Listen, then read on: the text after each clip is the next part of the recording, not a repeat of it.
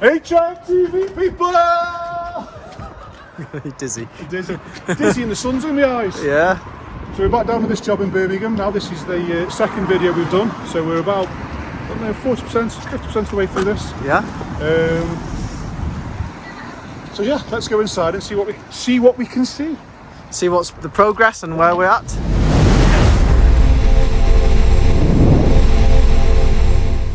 I said the blind man.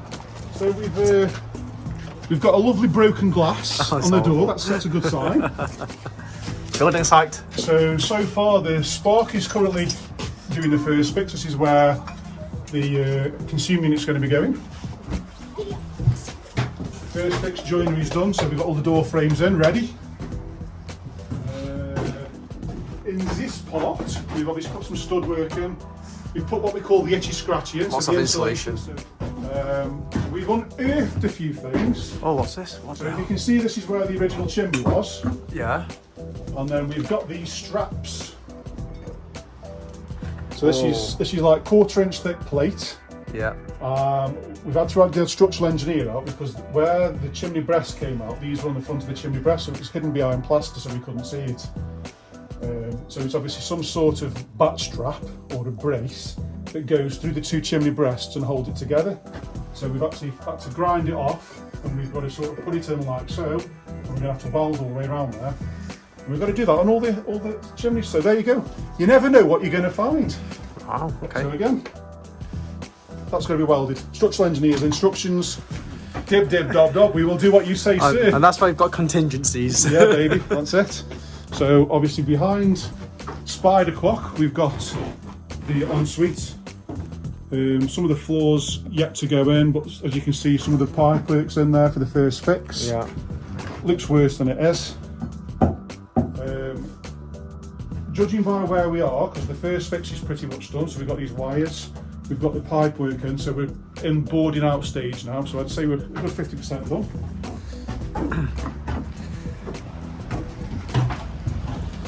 So in here, see, this is how honest we are, because we've done a boo-boo. And the boo-boo is when we looked at the plans, we've missed seeing it, and this is actually supposed to be patio doors. But we've bricked it up thinking it's going to be a window. So that's a mistake on our side. See, I even tell you when I f up. Does happen, doesn't it? And these are back straps on this side, so these are the ones that haven't been ground off. Why are we missing bricks? What? Because that's where the chimney came out. So if that came to there, yeah, that would be the brickwork behind the chimney. Oh, okay. So obviously these were on the front brickwork. But what I'm talking about this diagonal. What's all this? That's the chimney breast. So that's the hole that goes up to the top. Oh, right. That is the actual chimney breast. That okay, right. Inside the chimney, so that's where all the smoke would go up. Oh, right. Okay. So we are going to be putting them back, grinding them off, and welding them. So there you go. Nice. Doesn't it look nice? Oh, right now it looks like Jenga. don't knock that brick out. Well, there's obviously a lot of making wood to be done there. This is actually going to be the kitchen. Right, kitchen area. How many bedrooms is this one? 6. Oh, 6. And wait until you see the top room. Oh yeah. Because it looks.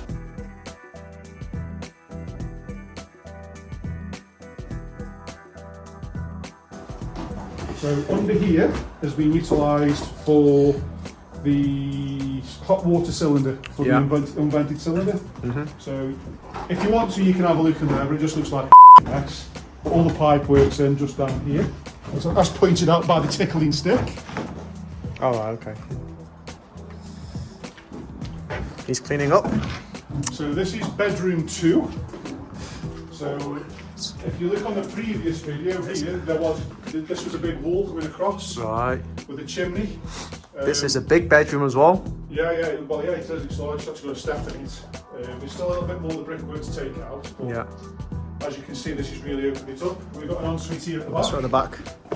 It must be at least like 15 square metres. Yeah, it's a good size. Decent size. But if you think this one's good, wait until you see the top one where it was on the loft conversion, because that looks amazeballs, people.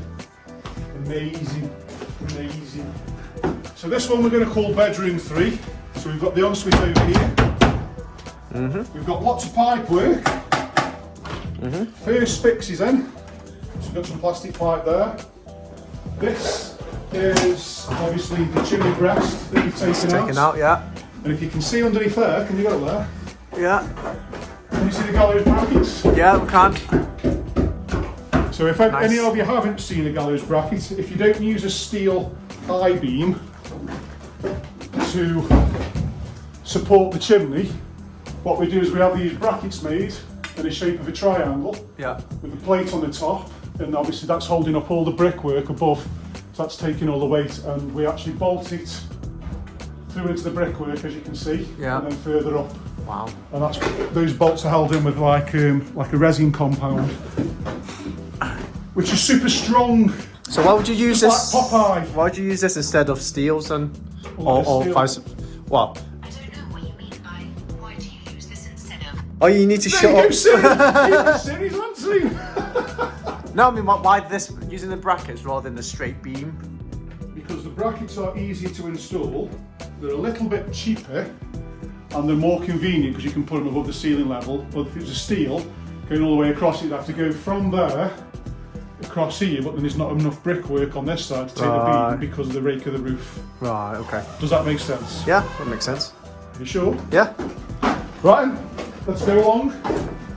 So this one's bedroom 1, 2, 3, 4. Bedroom 4. So above me, as you can see, this is the floor we've put in. We've actually, I'm not sure whether I showed you this on the last video or not. So this is a loft conversion above, what we've done. Yeah. And to gain the head height and the loft conversion, we've actually dropped the floors. So when people talk about dropping the height of the floors, we mean by putting these timbers all the way around, Yeah. sitting it on this part, on this middle wall here, Yeah. so it takes the weight.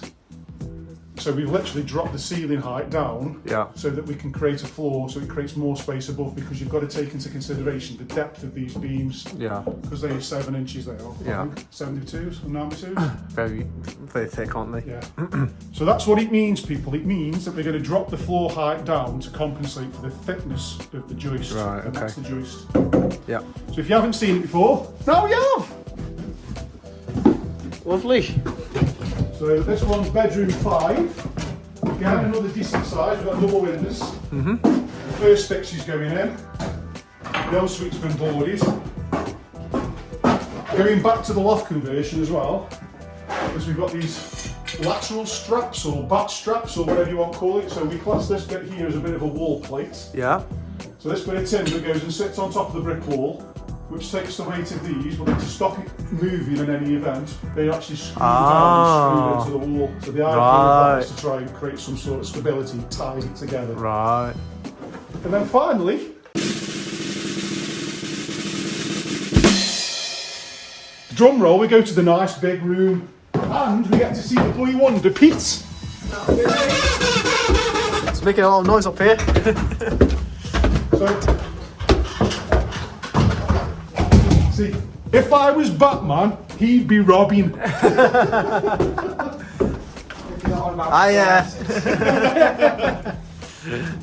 So if you look at this for a room, it's huge. Huge. So this is really maximising the space in the loft. So this is a dormer conversion, which means this part here, come and look at this steel, this is the centre, or almost centre of the roof. Right. So as the roof goes up, as you're looking at it, the apex, the top part there is this bit. So what we've done is we've completely removed the back part of the roof Made it all straight. and basically built a box on the back. Building a box, you get all this, and this room's now turned into like a Gigantosaurus. Yeah. So the scaffolding's up.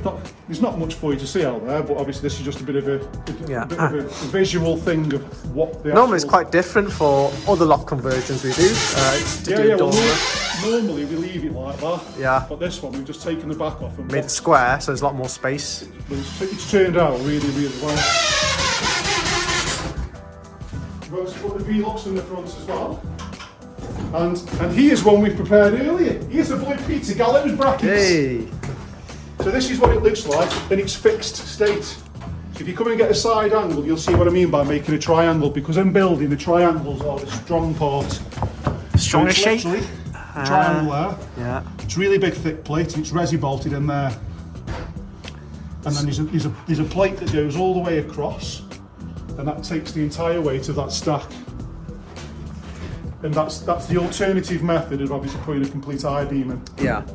So there you go, people. That's what it's like, and that's what it is. That's what it looks like. Nice. So again, this is the second in the series for the 6-bed HMO conversion down in Birmingham. This is a little update. There's a few little nuggets of information in there, and I will come back down and do the third one in a couple of weeks' time. And for now, that's it, people. I'll see you later.